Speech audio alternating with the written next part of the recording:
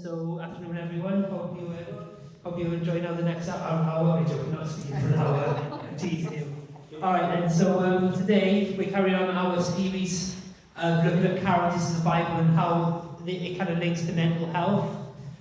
Today's character is going to be Gideon, so if you've got the Bibles on there, just keep it open to Judges chapter 6 and 7. We'll be going through some of the verses from there, perhaps to relate to what we're speaking today. Now, the theme of today's talk is a mental health condition. And can you try and work out what it is by this description? So what do you think that mental health condition is? So it says a feeling of worry, nervousness, or unease about something with an uncertain outcome. Anxiety. So this is the definition for anxiety, and today we'll be looking at the story of Gideon, what his anxiety was like, mainly the lessons we can learn from the story about anxiety to have our own anxiety.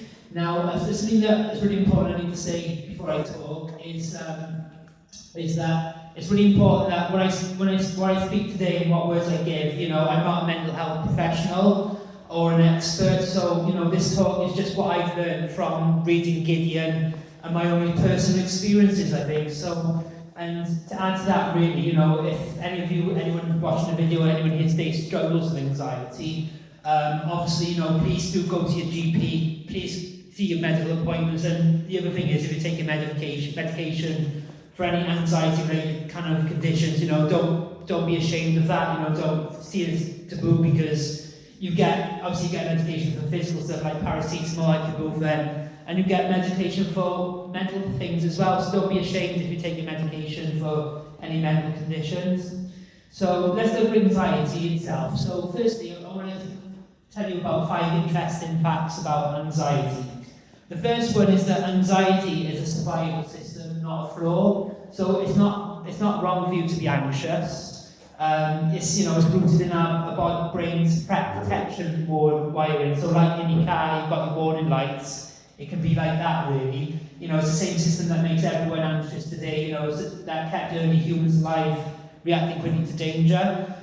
Second fact is that the body often reacts before the mind, and I can totally vouch for that. So before I met Claire, when I went dating and stuff, I always had nervous poos, or funny things in your tummy. But yeah, so the body is kind of like a indication that you're anxious. Third fact is that anxiety and excitement feel almost identical in the body. So you kind of get that adrenaline rush, whether it's positive for being excited or negative for anxious. And then the fourth fact is that avoidance makes anxiety stronger over time. And part of the talk today, we'll learn more about that. That's really important to understand.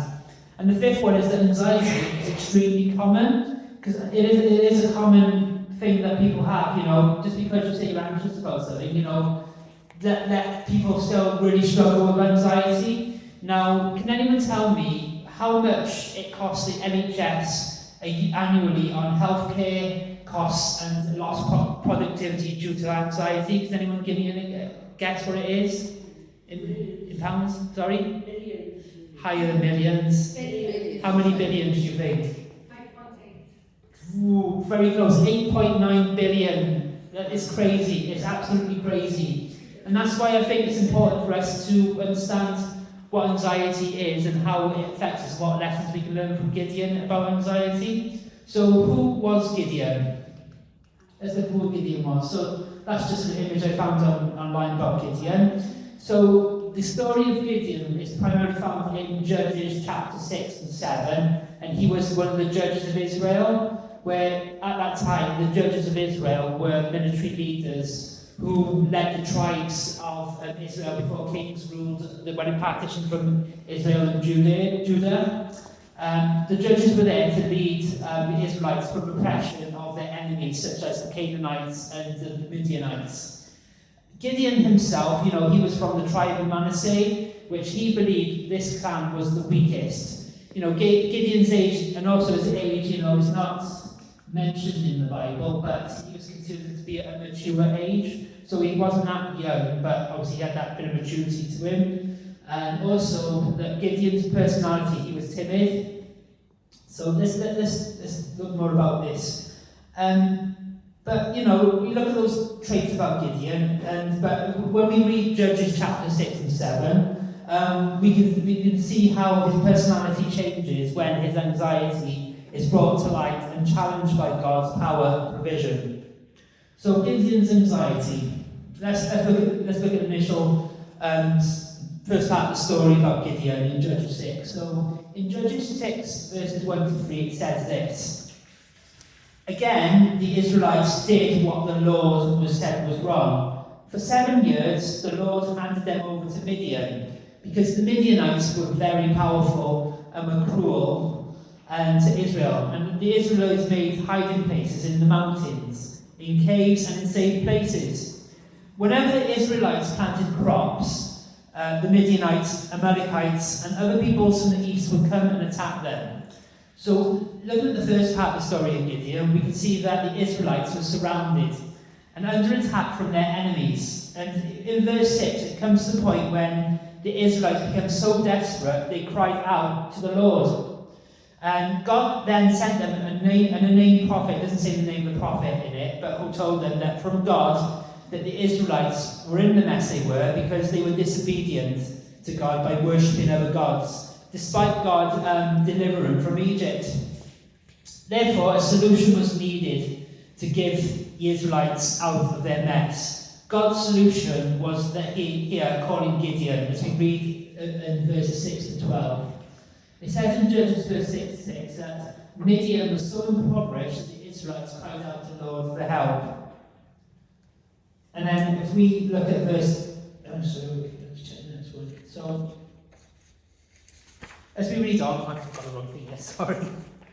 Okay. Quite a lot. So they were a bit of a mess, really. Okay, Judges 6 verse 12. It says here, the angel of the Lord appeared to Gideon and said, "The Lord is with you, mighty warrior." So that's just an image of the angel which turned out to be God, and then a picture of Gideon in the wine press. So, despite the angel's encouragement to Gideon, his reaction was one of disdain and unbelief, as we read in verse 13. Then Gideon said, "Sir, if the Lord is with us, why are we having so much trouble? Why are the miracles our ancestors told us he did when the Lord brought them out of Egypt? But now he has left us and handed us over to the Midianites." This really points us to the first lesson we can learn about Gideon and his anxiety. The first lesson I want to talk about is when anxious, it's easy to think of the worst case scenario. I'm really guilty of doing this, and Gideon was dismissive towards the angel, which turned out to be the God, that he was convinced that the worst case scenario in a situation where he felt God had abandoned the Israelites. How often do we feel like Gideon when we get anxious? It's easy to believe in the worst things happening when, the likelihood is that they don't happen sometimes. That's a fact, I think. And when we do feel like that, it's important to remember that God is greater than our anxiety, and his promises never fail. And one of the ways we can do this is to draw on his promises. So in Genesis chapter 7, verse 7, it says, "I will establish my covenant as an everlasting covenant between me and you and your descendants after you for the generations to come." So to be your God and the God of your descendants after you. So promises were laid that God was with his people from time. And then if you look at Joshua chapter 1 verse 5, another way we can seek God's provision and trust is that it says, "No one will be able to stand against you in all the days of your life. As I was with Moses, so I will be with you. I will never leave you nor forsake you." And that's a really great verse in the Bible. I used to think that was New Testament, but actually that's one of the Old Testament things. So I use those two verses because it's examples of knowing that God is with us. Even in our anxiety, God is still with us. Okay? So as we carry on in Judges 6, we see that Gideon is now having a conversation with God, who commands Gideon to go and save against the Midianites. However, in Gideon's anxiety, he is afraid on the basis that he feels he's not important. and he's from a weak family, as we read in verse 15. But Gideon answered, Lord, how can I save Israel? My family group is the weakest in Manasseh, and I'm the least most important member of my family. So that takes us on to our second lesson, is that anxiety, lesson 2 is that anxiety can stop us in our tracks. For Gideon, his anxiety was heightened when he was asked to do something he felt was not possible for him to do. If his anxiety had stopped him from going to defeat the Midianites, then would the Israelites have still been oppressed by the Midianites? For us too, we must be careful that our anxiety doesn't stop us in our tracks. Let me give you a personal example. So last year, me, Claire and Ruben, does anyone know what theme park is in the UK? Anyone been there? Any guesses? Is it a well-known one? Nope. Not at all. Peppa Pig World, yeah. So basically that's St. Paul's Park. Peppa Pig World is on the same kind of park thing. And this really is, so we went to this, one of the rides there is in the dinosaur theme park area. And now, in looking at that log flume, me and Ruben went on that. Who do you think was more anxious going on that log flume? Exactly, yeah. Yeah, I've always had a bit of a feel with rides, but Ruben is absolutely fearless, as you probably know. And obviously Claire won't go on rides because I'm the one who has to do that. That was me who was the most anxious one. And just looking at an example, if my anxiety had got, I went on it and I didn't really enjoy it. I was a little bit scared, I'm not going to lie. And it's not the biggest of one, but I'm still a bit anxious, obviously. But just think, if my anxiety had got the better of me, then both of us, more specifically Ruben, would have missed out on enjoying on that ride. And it can be the same for us today, you know. We should learn to deal with our anxiety and overcome it so that we don't miss out what God can do with our lives, you know. When anxiety causes fear, trust God. And the following verse says this. In fact, Psalms 56 verse 3, it says, when I am afraid, I put my trust in you. So whenever we're anxious, whenever we're afraid, however we're feeling, let's stop and pause and then put our trust and pray to God. Because there's a song that there's a guy called Godfrey Birchall. The song says just one touch from the King changes everything. So make that little touch with God, keep in touch with God and see what happens. So from this verse we can see that anxiety can be linked to being afraid or being fearful. If you believe in God, then one of the best ways to overcome our fear and anxiety is to trust in God. However, when we are still anxious, it's easy to ask a lot of questions and have doubts, which takes us on to our third lesson about anxiety and Gideon. So the third lesson is anxiety can make us have lots of questions and have lots of doubts. And that's just a good example I created from AI about all the stuff around us on TV, or a list of things that we put on our mind or paper that it just causes anxiety. So this takes us on to further on into chapter 6, the last part. I have to say that there is a part in chapter 6 that I didn't go over about Gideon stealing the idols, but I didn't think it was relevant in this talk, so apologies for that. But read the whole thing because it's a good story. So lesson 3, let's have a look at what it says. So, as we looking at verses 30 to 40 in chapter 6, we read about Gideon going into battle against the Midianites. In verse 34, we read that the Spirit of the Lord enters Gideon and he gets reinforcements for his army from the Abiezrites and people from the tribe of Asher, Zebulun and Naphtali.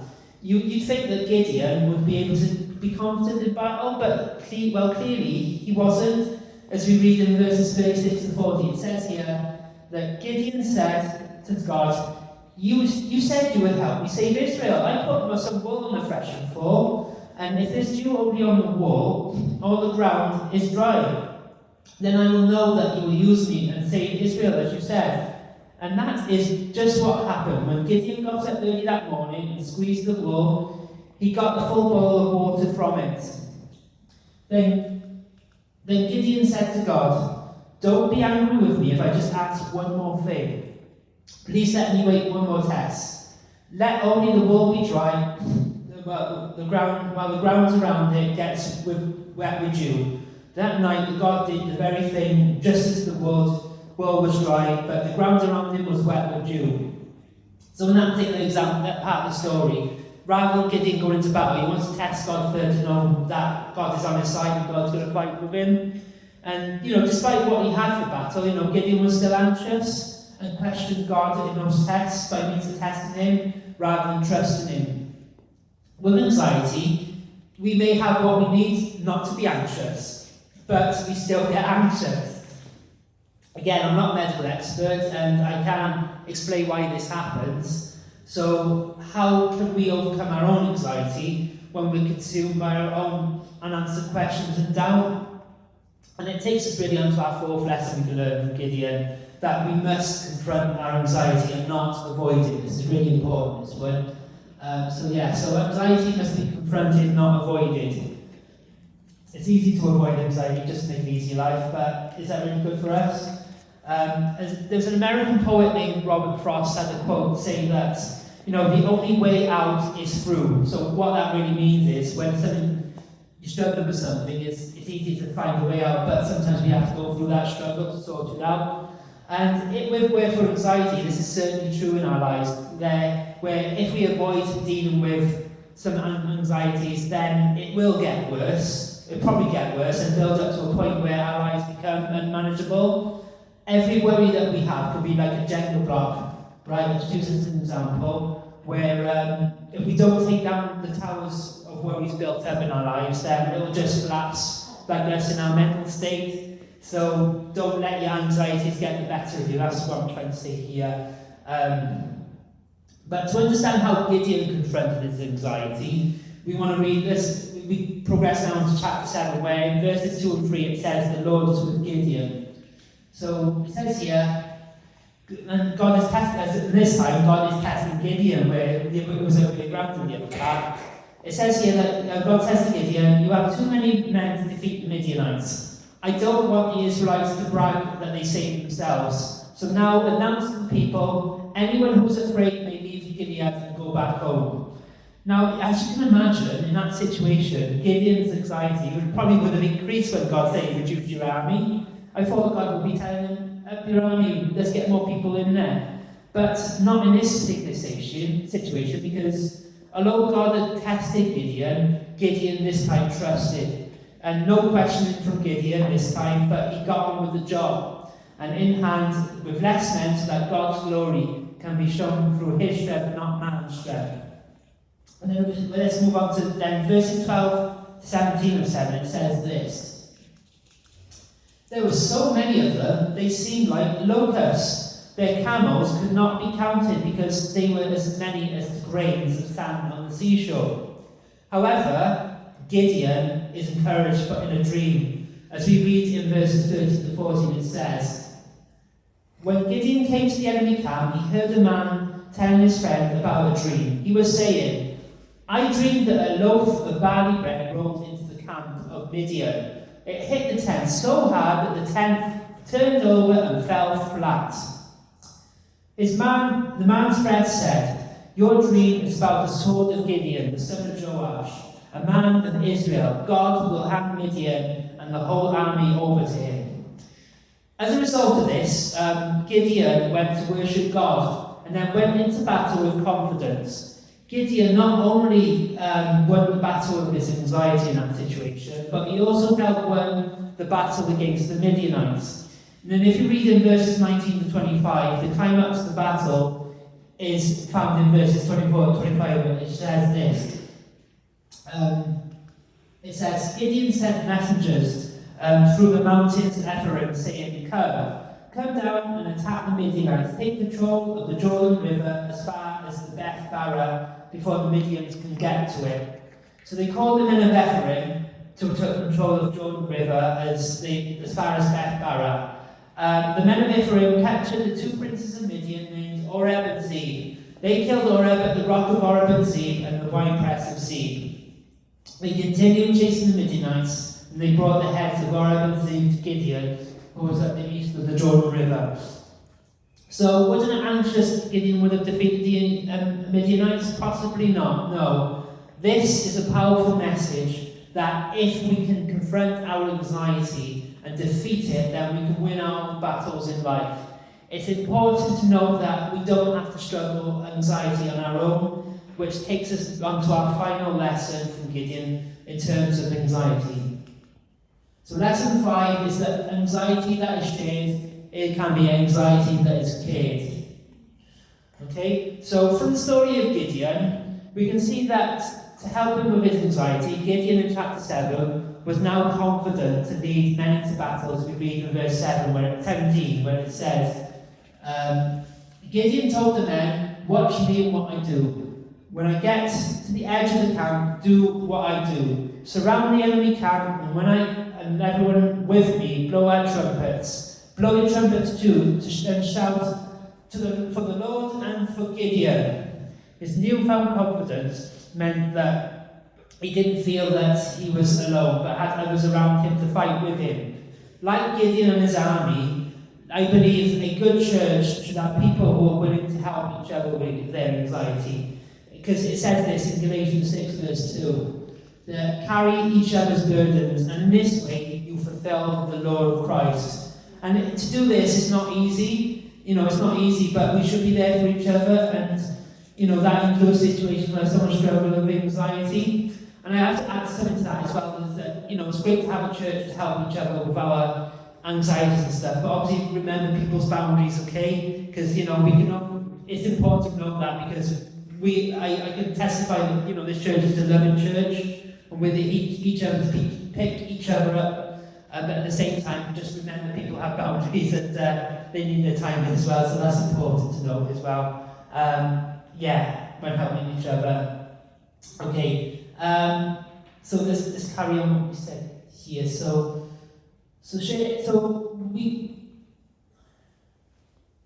we read from the story of Gideon that, he was still, in chapter 6, he was still struggling with his anxiety, and he shared his struggles with God, and even in conversation with God, he would be to him as an angel, he was talking about it to God, which meant that God was able to work with him in that situation.